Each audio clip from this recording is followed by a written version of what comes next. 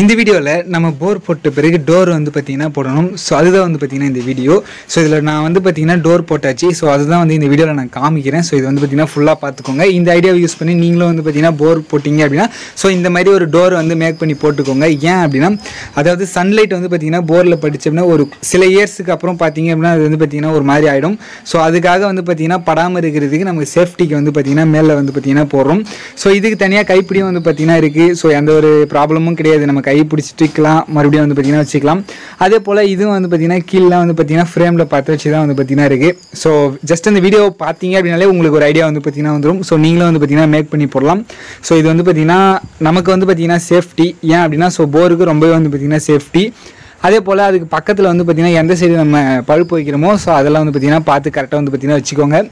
So அதே போல் extra வந்து பார்த்திங்கன்னா 2 ஊக்குன்னு சொல்லுவாங்க, அதெல்லாம் வச்சுக்கோங்க. ஏன் அப்படின்னா அந்த கயிறு கட்டுறதுக்கு வந்து பார்த்திங்கன்னா யூஸ் ஆகும். ஸோ இந்த வீடியோ பிடிச்சிருந்தா லைக், ஷேர், சப்ஸ்கிரைப் எல்லாம் பண்ணுங்கள். தேங்க்யூ ஃபார் வாட்சிங்.